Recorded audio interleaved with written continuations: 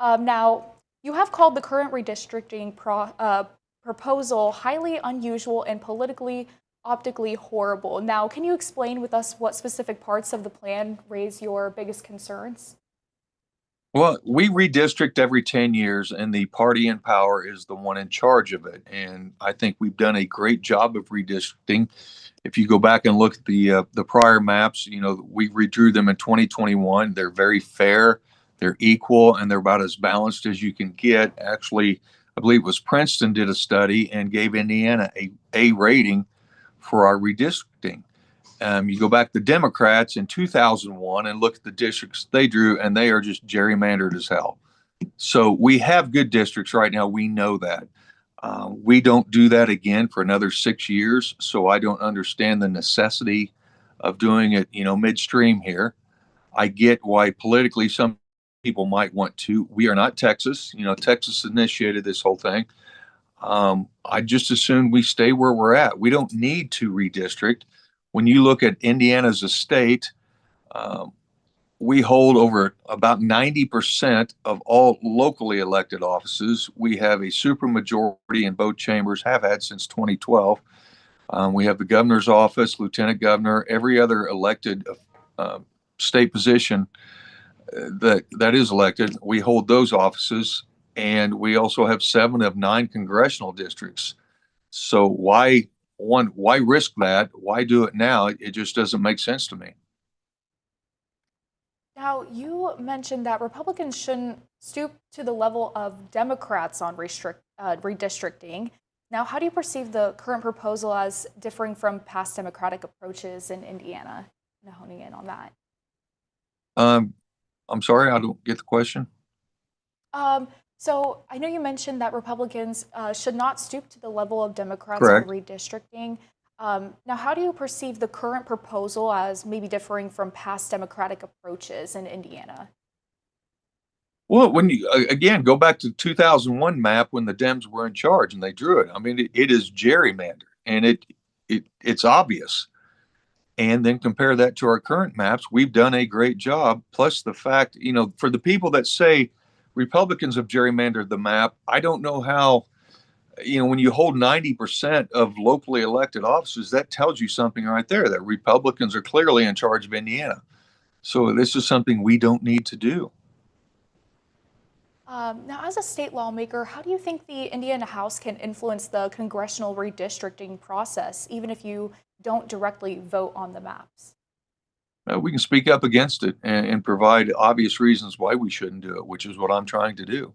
Just point out reason, facts, and logic, common sense. For everything that I've just mentioned, there's no need for it. And as far as possibly picking up any congressional seats, I think if we were to do it, I think we would have a chance at getting one at most.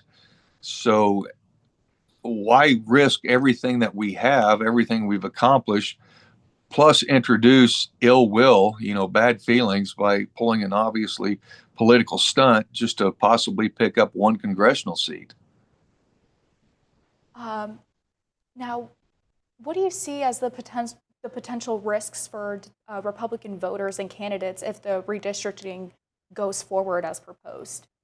Bad optics, that doesn't look good. I don't care which party does it. The public, they want straightforward elected officials to go up to Indianapolis, do their job, represent them in a fair manner. And we need to be reasonable about this. If we start playing political games, um, like the Democrats have done, they left. I find it ironic that Indiana Democrats are going to meeting with Texas Democrats in Illinois. Illinois is one of the most gerrymandered states in the nation, and here we have a group of Democrats that have walked out in 2011, and they have been basically wandering ever since. We've had a supermajority coming up in 2012, so that should be lessons learned there, but apparently not because they're going to do it. So that's on them. But as far as Republicans leading the charge for redistricting, I'm not one of them, and I will be outspoken against it. Now, Vice President J.D. Vance recently met with Governor Mike Braun last week about redrawing the maps. Now, how much influence do you think figures like him should have in shaping Indiana's congressional districts, or how influential do you think outside figures like him are on Indiana's redistricting process? Oh, that's politics. That happens in business. That happens every day. You get the big dog come in, leans, put a little pressure on it. But fortunately, in our form of government, we have a say at this level. The locals have a say at their level. All levels have a say. So that's the beauty of a constitutional republic, a representative form of government. And I have tremendous respect for Vice President Vance. I think he's a hell of a guy doing a great job. But this is something that we just happen to disagree on.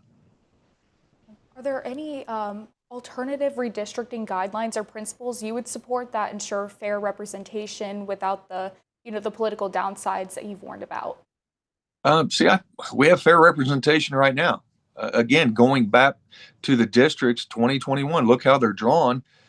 The Princeton study, again, gives Indiana an A rating on our redistricting. So if it's not broke, don't fix it. I say leave it alone. We're going to have an opportunity in 6 years to redraw the districts. So that's something we should focus on then and not now. We have other things we could be focusing on.